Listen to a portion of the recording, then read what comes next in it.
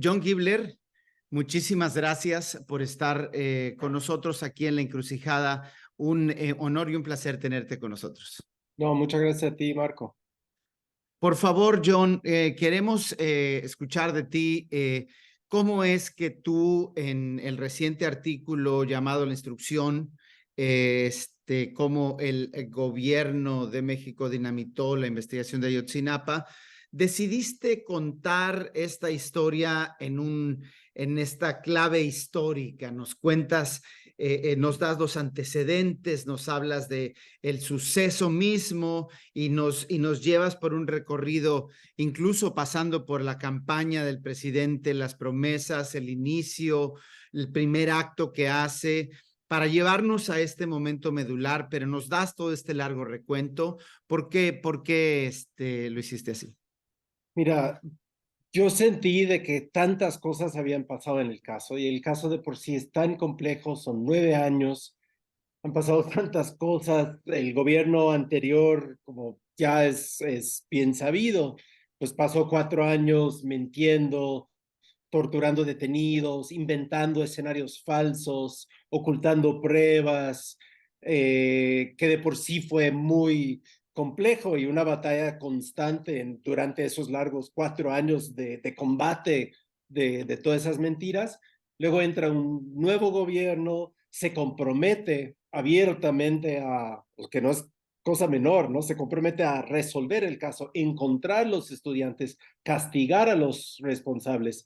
En un país de más de 100,000 desaparecidos, es el único caso que el gobierno se compromete a resolver de manera directa, explícita. Y empiezan años también otra vez muy difíciles en cuanto a que pasa mucho tiempo sin ver resultados muy notables en el caso. Se declara o se crea a través de un decreto una comisión de la verdad presidencial encabezado por el subsecretario de Derechos Humanos Alejandro Encinas.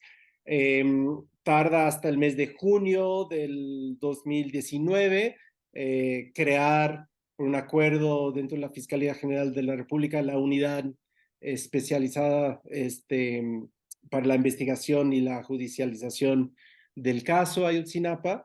Se nombra un fiscal, Omar Gómez Trejo, que es una persona que en ese momento contó con el aval de las familias, una persona que llegó a la fiscalía no por los caminos muy comunes de la institución, pero más bien por un camino de investigación de derechos humanos y documentación de casos de derechos humanos, un abogado, pero que además había trabajado directamente en el caso de Ayotzinapa por varios años, siendo el secretario técnico del GIEI y luego trabajando en la mesa, que el mecanismo de seguimiento en Washington. Entonces, luego regresa al GIEI, el grupo de expertos, que era una de las también exigencias de las familias. Primero, dos de ellos regresan como un grupo de apoyo, luego regresa el GIEI, 4 de los 5 integrantes originales, en el 2020, y pues tocó la pandemia, tiempos muy difíciles, pero llegando para el 2022, pues había pasado ya casi 3 años, eh, habían dado varios avances, pero también yo me acuerdo hablando con las familias, pues había mucha inquietud y desesperación por el tiempo que estaba pasando sin ver resultados más contundentes en cuanto al paradero de los estudiantes y en cuanto a una documentación de la noche de la desaparición forzada, así como en los años de encubrimiento o desaparición administrativa del anterior gobierno. Luego, entonces, todo eso, ahora estoy reproduciendo lo que hice en el texto, ¿verdad? Un breve recuento. Es que llega el 2022, el año pasado, y pasan cosas muy fuertes en el caso, en un espacio muy corto, que deja de repente, a mí me dejaron muy inquieto, muy perturbado. O sea, en un muy poco tiempo, la Comisión de la Verdad publicó un informe que no se consultó con las familias, que tenía información muy difícil, muy fuerte, que no había sido compartida ni confirmada con las familias, con el GIEI, con peritajes independientes, Y eso, o sea, cuando sucedió el 18 de agosto del año pasado, eso fue como una primera super alarma para mí, porque lo que se decía en las ahora famosas capturas de pantalla que se incluían en el informe de la Comisión de la Verdad no tenía sentido. Era como regresar al 2014, 2015, con el ex procurador Jesús Murillo Caram diciendo que incineraron a 43 seres humanos en un basurero durante una noche de lluvia. No tenía lógica, no tenía sentido. De repente teníamos unas capturas de pantalla donde supuestamente se narraba los hechos de esa noche, pero con detalles, con nombres y apellidos, con lugares precisos, y se sabía ya por la información que se había filtrado a los medios desde el gobierno anterior, de los mensajes que se mandaban entre miembros de Guerreros Unidos, eran mensajes de texto por BlackBerry, pero otro aparato, no era WhatsApp, y su lenguaje era muy escueto, muy en clave, muy corto. Entonces, o sea, de repente no cuadraba o causaba alarma.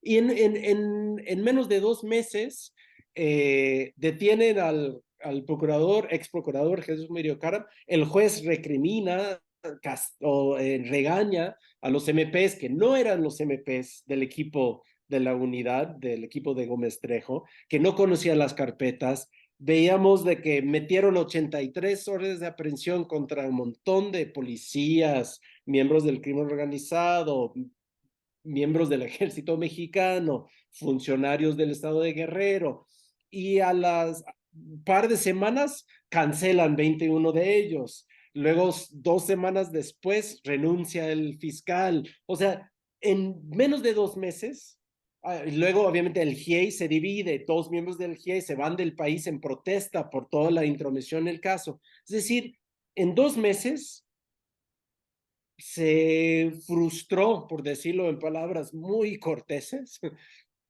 3 años de investigación, ¿no? Se dinamitó 3 años Ujú. de investigación, o así parecía desde afuera. Entonces yo desde el año pasado empecé a buscar las maneras de documentar lo que había pasado en esos 2 meses desde otro ángulo, ¿no? Y justamente buscando personas, el exfiscal, miembros de su equipo, miembros del GIEI que habían estado presentes en diferentes momentos, los abogados de las familias, varios familiares, etc. Y cuando decido ya escribir el texto y publicarlo, yo sentí que urgía, ahora llegando a la respuesta a tu pregunta, no solamente contar lo que había pasado, pero incluirlo en un texto que da el contexto de todos estos 9 años, ¿no? Para poder asimilar todo lo que había pasado, y también ir explicando varios detalles y datos que creo que muchas personas tal vez se sentían ya confundidas. O sea, ¿por qué existe en una investigación de un crimen de lesa humanidad 3 diferentes instancias que están trabajando? O sea, ¿por qué hay una unidad dentro de la fiscalía y una comisión y también un grupo de asistencia técnica? ¿Cuál es el papel de cada uno de estos actores? Entonces yo pensé que era muy importante ir contando de dónde surge cada actor, cada instancia, cada institución, qué relación tenían en los primeros años del nuevo gobierno, cuando ya los tres están participando en la investigación, y luego para contar bien por qué fue un desastre tan brutal que la Comisión de la Verdad publicara un informe con información que ya sabemos que es falsa, que son pruebas falsas, desacreditadas, sin haberlos compartido con nadie. O sea, tenemos que entender de dónde viene cada instancia, qué papel jugaba y cómo se relacionaban antes, para entender cómo fue un golpe tan fuerte ese momento de sacar de la manga cual Murillo Karam, cual Larely Gómez, ¿no? En una conferencia de prensa, una cosa no cierta. Entonces, por eso, o sea, yo sentí que se necesitaba, como periodista, hacer un trabajo, en este caso un texto, que contara lo que había pasado, pero también lo incluyera en un trabajo que da todo el contexto o intenta dar eh, las piezas claves urgentes de ese contexto de estos largos años. Sí, a mí me parece fascinante de tu trabajo. A mí me da mucha luz el contexto y además todo el recuento histórico que haces, porque a mí me permitió entender cómo es que un gobierno que se siente de acero, que se siente y que puede manejar la información basado en una idea de amplia legitimidad y hacer esta intento de jugada institucional y de relaciones públicas, de pronto se está cayendo o se cae, pues, porque estás hablando de los padres y madres de Ayotzinapa, que como tú lo relatas en el artículo, ya se habían enfrentado a un manejo de la información perverso en el contexto de Enrique Peña Nieto. Entonces son padres y madres que están partiendo de la idea de la traición del gobierno. Entonces es muy difícil tratar de sostener un argumento como el que presentaron después de estas movidas del mes, cuando se trata de estos padres y madres y en general de las padres y madres de desaparecidos que todo el tiempo están lidiando con estas jugadas en lo chiquito, en el Ministerio Público o esta que es a nivel Estado. Entonces nos ayuda a saber en contexto esta realidad. Pero hablando de las reacciones, ¿cuál es tu opinión de la reacción que tuvo el gobierno al artículo y particularmente más allá del morbo, cuál es la opinión que te merece la declaración del presidente en torno a ahora vamos a investigar al protagonista de la nota y vamos a dudar de las intenciones de los abogados y organizaciones detrás de? Pues yo creo que una vez más, en el caso de Ayotzinapa, este gobierno, cuando se ve enfrentada con hechos, con documentos, con pruebas, miente, ¿no? Y miente descaradamente y juega con manipular sutilmente los hechos para seguirse pregonando y presumiendo como los que realmente están investigando y haciendo justicia. Entonces, ¿de qué están mintiendo? Están mintiendo, siguen mintiendo, como han mentido durante años, sobre la existencia de la documentación militar, que tanto las familias como el GIEI ha estado exigiendo.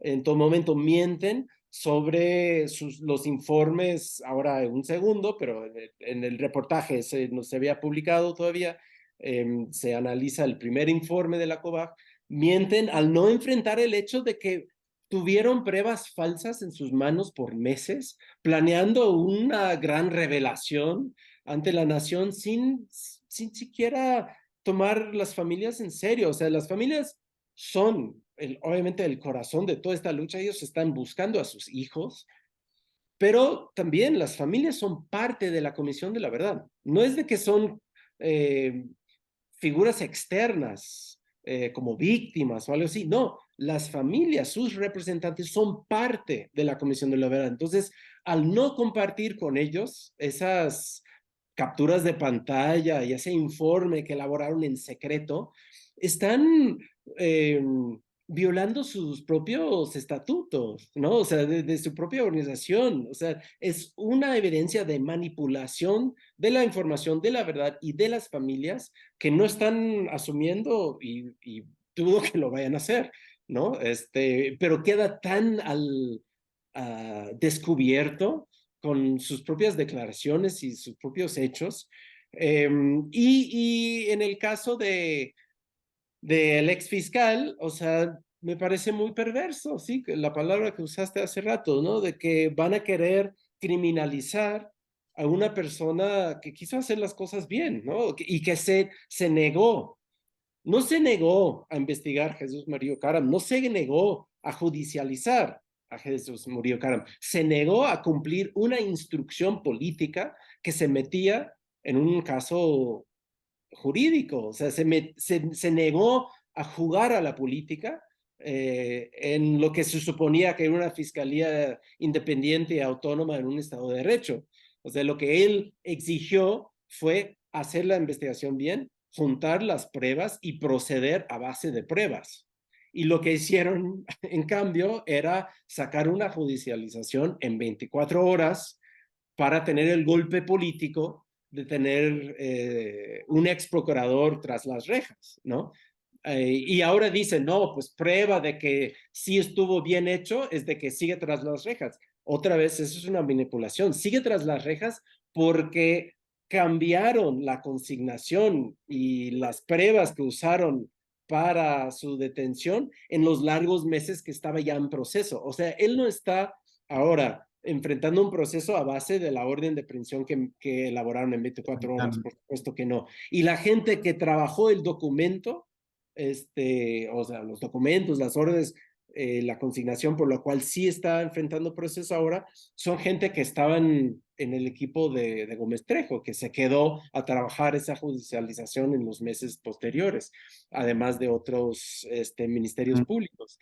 Entonces, ellos lo que están haciendo es manipular la información, criminalizar al ex fiscal y soslayar todos los hechos que están completamente a la vista de la manera en que quisieron manipular el caso. O sea, el informe de la COBAG hecho con pruebas falsas, el famoso desayuno que el mismo presidente reconoce y dice, sí, claro, me reuní con ellos, ¿qué hay de malo con eso? Todo el mundo se reúne. No, pero se reunieron y días después pasan todos estos hechos que dinamitan el caso, ¿no? O sea, la judicialización en 24 horas,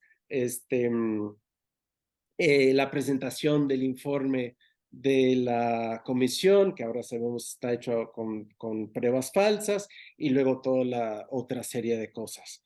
Entonces, o sea, ellos han estado Incluso, mintiendo desde el John, año pasado y siguen mintiendo. el presidente presenta un par de oficios o de cartas que envió a la Sedena también queriendo transparentar la solicitud de órdenes de aprehensión cuando las cartas son en sí mismas evidencia de un uso equivocado de la justicia, porque esa no es la manera de solicitar una aprehensión. Claro, él presume en una carta que mandó el 12 de agosto del año 2022 pidiendo al secretario de Defensa Nacional apoyo en la detención de 5 militares. En la carta dice que las pruebas en contra de esos 5 militares vienen dentro del informe de la Comisión de la Verdad. O sea, en ese momento no existía, o sea, no se había presentado un juez una orden de aprehensión.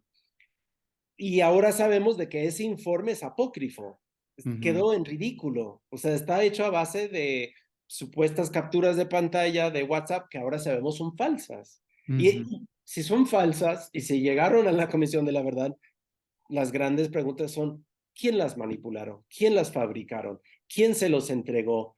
Y si es posible creer que el presidente y su equipo de la Comisión de la Verdad realmente pensaron que estos eran pruebas verídicas, porque si creían que eran pruebas verídicas, ¿por qué no compartían esas pruebas con las familias? ¿Por qué las escondieron? ¿Por qué las sacaron en secreto? ¿Por qué no las compartieron con el GIEI? Entonces ahí, si es cierto que gente de la Comisión de la Verdad sabían que eran pruebas falsas y aún así las presentaron, eso es muy grave. Por supuesto. El título del artículo, cuando dices cómo se dinamitó, es devastador porque frente a o sea, a la sociedad, a los propios padres y madres, nos deja en un escenario de que no hay nada, que estamos frente a un muro en términos de acceder a la justicia. ¿Tú consideras que por estas evidencias no alcanzaremos la justicia? ¿Hay algo que deberíamos hacer como sociedad, que deberíamos estar exigiendo? Y hablo, esta pregunta te la extiendo regionalmente en México y en Estados Unidos, porque el programa, la organización, el Movimiento de los Pueblos por la Paz y la Justicia, tú mismo, pues estamos involucrados en los dos países. Mire, yo creo en el caso concreto de Ayotzinapa, en este momento, lo que toca a mí como periodista y creo que a muchas personas, cada quien desde su espacio, su lugar, es estar empujando la verdad. Esa frase que usa Carlos Beristain del GIEI, estar empujando la verdad. ¿Cómo empujamos la verdad? con la investigación. Yo creo, o sea, los 6 informes del GIEI realmente son un tesoro de documentación, de hechos, y también de documentación que nos permite hacer reflexiones y análisis sobre cómo las instituciones manipulan la justicia. Yo creo que es tiempo de estar, quienes podemos, ¿no? Tenemos el tiempo o le dedicamos el tiempo haciendo relecturas de esos informes, como repasando todo ahí, buscando cada detalle que podemos usar para seguir empujando la verdad. Y en este momento de empujar la verdad, la manera en que yo lo entiendo es estar eh, combatiendo las mentiras del Estado, o sea, estando al frente de los esfuerzos desde diferentes instituciones del Estado de imponer la mentira, ¿no? De imponer la mentira de que esta documentación del ejército no existe, de imponer la mentira de que los estudiantes sí iban infiltrados por el narcotráfico y hubo una confusión, una especie de confusión esa noche, de imponer la mentira del contenido de estos pantallazos del informe de la comisión, que quedaron como evidencias completamente desacreditadas. Entonces a nosotros creo que es estar retomando, releyendo, investigando y haciendo frente a la mentira para seguir empujando la verdad. Y como reflexiones más amplias, yo creo que es un momento de buscar entender cómo es que las instituciones, como están construidas, no permiten alcanzar la justicia. O sea, nuevamente, en un lugar donde han habido una cantidad de atrocidades, desde la declaración de la mal llamada guerra contra el narcotráfico, donde obviamente la relación de México y Estados Unidos y el papel de Estados Unidos es fundamental, el papel de diseñar y imponer una política nuevamente mal llamada de combate al narcotráfico, de lo que ha producido en estos 20 años en México y en 40 años en varios países de América Latina y en Estados Unidos, es una constante expansión del mercado ilegal de las drogas. Cada vez que Estados Unidos o Colombia o Centroamérica, El Salvador, Honduras, Guatemala, eh, México, Estados Unidos, cada vez que un Estado-nación en esta región empuja, financia, declara y extiende una guerra contra las drogas, se abre y se expande y se profundiza el mismo mercado de las drogas. O sea, ve todos los números que existen de la DEA, de la ONU, de la patrulla fronteriza. Eh, Cada vez que hay una guerra contra las drogas, la producción de drogas, el consumo de drogas, el tráfico de drogas, todo eso expande, crece, porque están unidos esos dos mercados.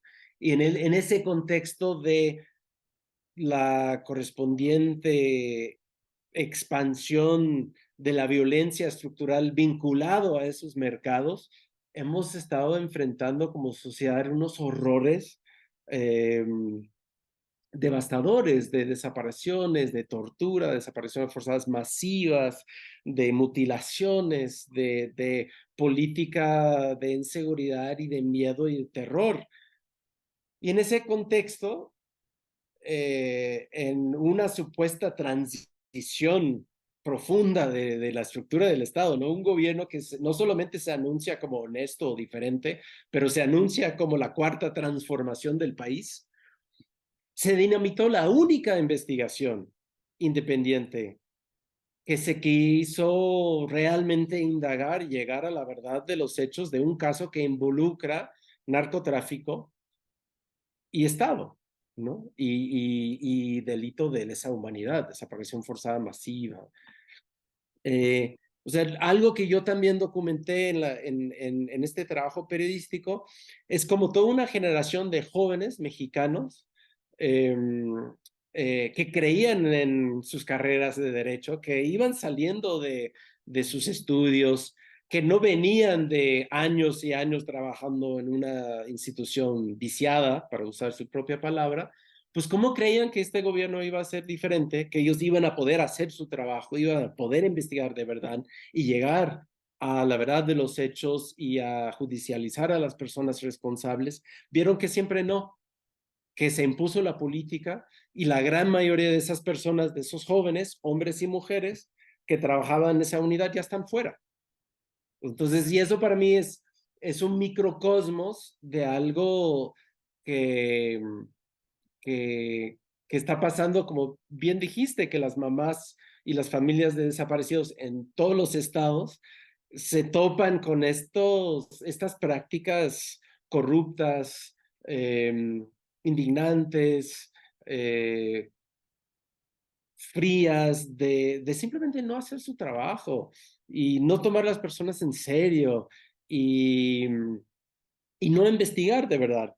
Eh, entonces, en este caso, creo que tenemos que enfrentar una situación muy, muy fuerte donde eh, los compromisos de investigación, de hacer frente a una atrocidad masiva social de desapariciones forzadas, eh, se ha quedado completamente eh, descarrilado, cortado, eh, dinamitado, y hacernos también tal vez preguntas muy filosóficas en tiempos de calentamiento global y todo lo que está pasando, de que a mí me parece que el capitalismo como sistema política económica combinado con estados-naciones nos ha llevado a unas situaciones devastadores y insostenibles y vamos a tener que pensar, ¿no habrá otra manera de organizarnos mejor? O sea, no podemos con toda esa pinche celebración de creatividad cuando se trata de inventar un nuevo juguete electrónico, ¿no? Think Different de Apple y celebramos Steve Jobs como el La gran genio. innovación. Total, pero si queremos pensar creativamente con usar la imaginación en situaciones políticas, va y nos tachan de utópicos y de soñadores y de que no somos realistas. Pero lo que yo y muchísimos y muchísimas como yo, creo que estamos ya enfrentando una necesidad de ejercer la imaginación política, de enfocar el poder de la creatividad también en cómo nos estamos organizando como personas, como sociedades, porque a mí me parece que la economía y la estructura, el aparato político del Estado nos están llevando por mal camino. Wow. Gracias por esas últimas palabras. De eso es de lo que nos gusta hablar aquí en La Encrucijada, John. Nosotros pensamos y gracias por tu artículo, que la democracia, tu artículo demuestra que la democracia en México y también en Estados Unidos está cooptada por intereses como el capitalismo y en este caso la historia de la instrucción, de esa instrucción girada, es la historia de algo que pudo haber sido una democracia mejor que la que había hace un tiempo y terminó autoestancándose y saboteándose porque la verdad a veces puede ser inconveniente políticamente, pero es lo necesario cuando es lo que una sociedad se merece. Cuando uno quiere tratar a la sociedad con dignidad, merece la verdad. Lo demás es una falta de respeto. John Gibler, muchas gracias. Marco, muchísimas gracias a ti.